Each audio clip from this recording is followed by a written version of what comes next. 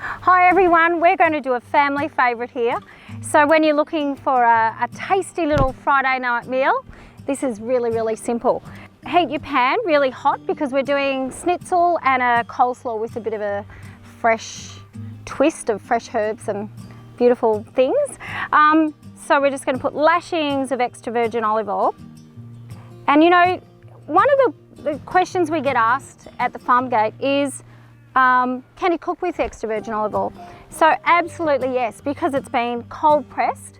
So it kind of makes sense. If you've got an oil that's been cold pressed, you can heat it to really high temperatures.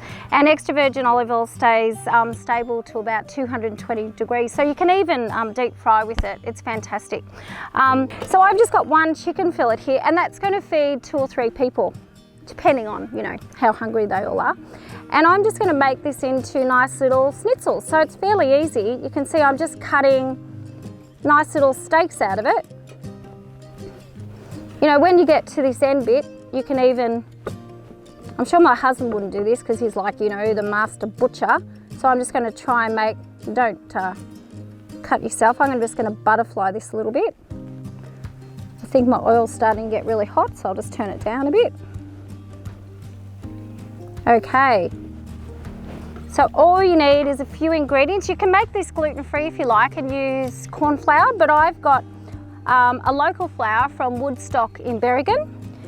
They hand mill everything, it's incredible. So all you need to do is put your chicken fillet in the flour that's seasoned with a little bit of salt and pepper into the egg wash. So this is just egg. You can put a little bit of water or a bit of milk in there.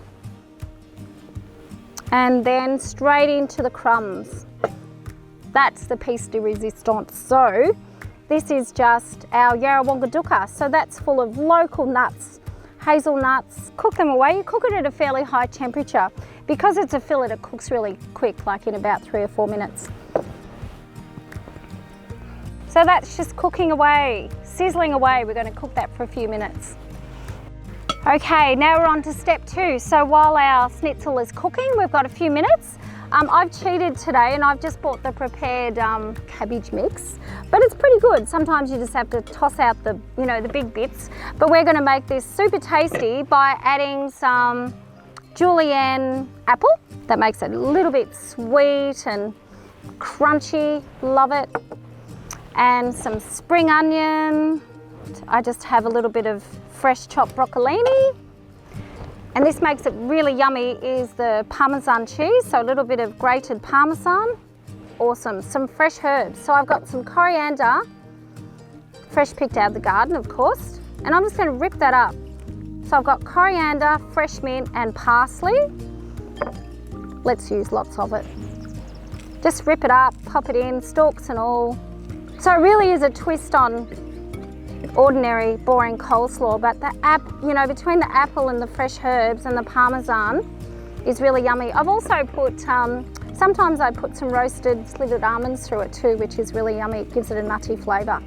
This is some aioli that we made, but it's 100% extra virgin olive oil, and we've made that, whisked it up with some egg yolks and things. So we're just going to add the aioli to it. But I'm just going to dish up as if I would be at the family dinner table.